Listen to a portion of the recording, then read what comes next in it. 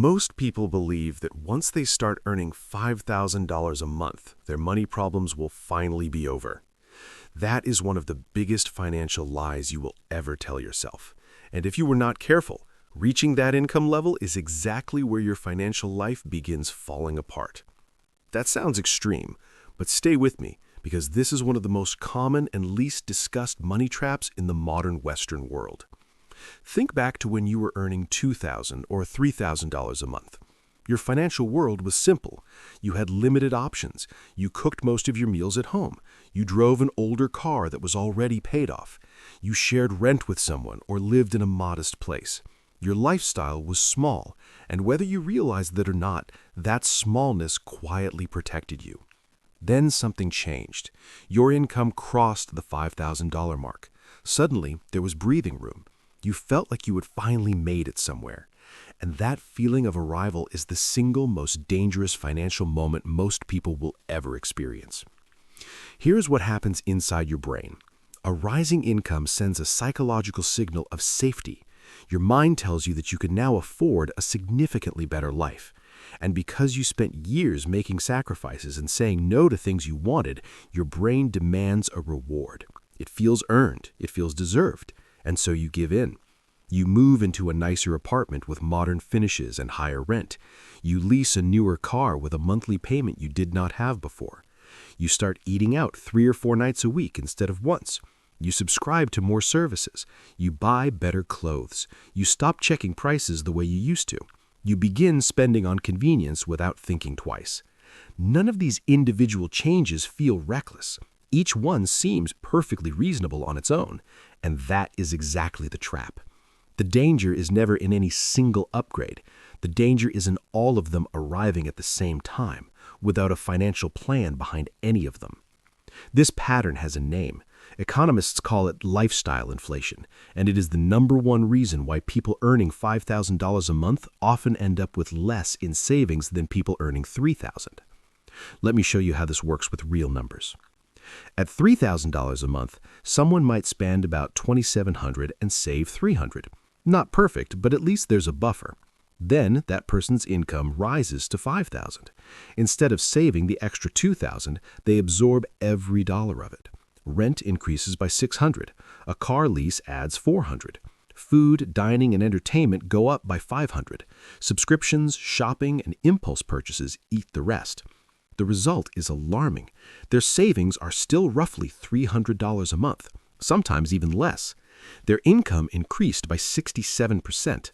Their actual financial position improved by almost nothing. Now, here is where the real damage begins. Because their fixed expenses are so much higher, they are more financially fragile than they were before the raise. One unexpected car repair, one medical bill, one slow month at work. Any one of those events can push them straight into debt, not because they do not earn enough, but because they designed their entire life to spend everything they earn. Nobody warns you about this part. A higher income does not create wealth automatically. It only creates the potential for wealth. If you do not capture that potential deliberately, it disappears into your lifestyle without a trace. There's another layer to this trap that makes it even harder to escape. When your income rises, your social circle often shifts with it. You start spending time around people who earn $5,000, $6,000, or $7,000 a month. Their habits influence yours. They drive newer cars. They eat at better restaurants. They take real vacations.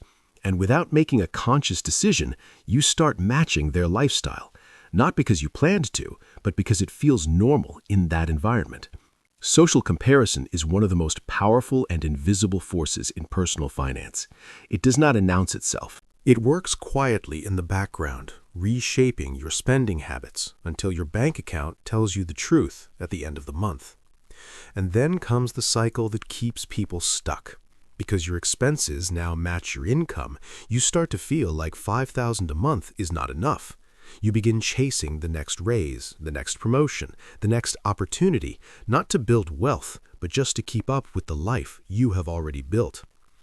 This is the lifestyle inflation treadmill, and it has no finish line.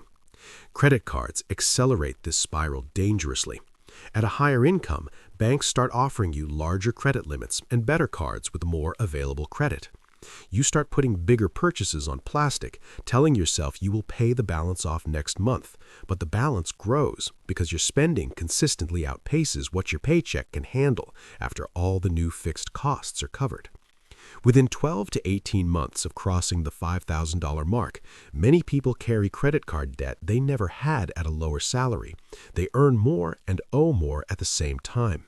That is not financial progress. That is a financial illusion dressed up as success.